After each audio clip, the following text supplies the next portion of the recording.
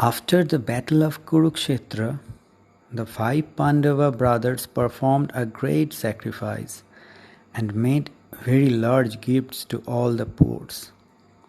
All people expressed amazement at the greatness and richness of the sacrifice, and said that such a sacrifice the world had never seen before. But after the ceremony, there came a little mongoose, half of whose body was golden, and the other half brown, and he began to roll on the floor on the sacrificial hall. He said to those around, "You are all liars. This is no sacrifice." "What?" they exclaimed. "You say this is no sacrifice? Do you not know how money and jewels were poured out to the poor and everyone became rich and happy?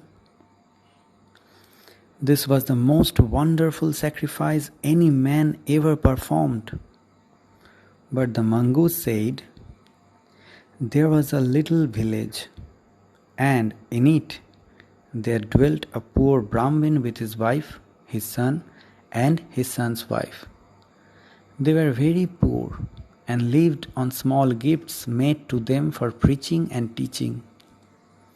There came in that land a 3 years famine, and the poor Brahmin suffered more than ever. At last, when the family had starved for days, the father brought home one morning a little barley flour, which he had been fortunate enough to obtain, and he divided it into 4 parts, one for each member of the family. They prepared it for their meal, and just as they were about to eat, there was a knock at the door. The father opened it, and there stood a guest. Now in India, a guest is a sacred person. He is as a god for the time being, and must be treated as such. So the poor Brahmin said, "Come in, sir, you are welcome." He set before the guest his own portion of the food, which the guest quickly ate and said, "Oh, sir, you have killed me. I have been starving for 10 days, and this little bit has but increased my hunger."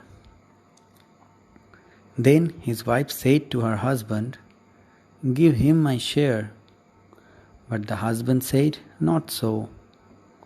The wife, however, insisted, saying, "Here is a poor man, and it is our duty as householders to see that he is fed, and it is my duty as a wife to give him my portion, seeing that you have no more to offer him." Then she gave her share to the guest, which he ate, and said he was still burning with hunger. So the son said, "Take my portion also. It is my duty of a son to help his father to fulfill his obligations."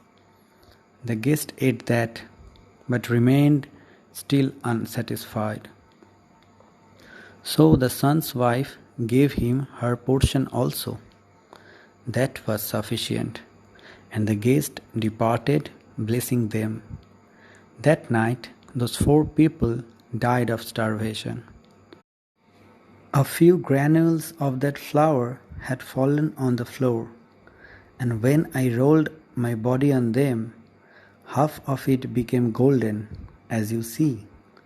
Since then, I have been traveling all over the world, hoping to find another sacrifice like that. But nowhere have I found one. Nowhere else has the other half of my body been turned into gold.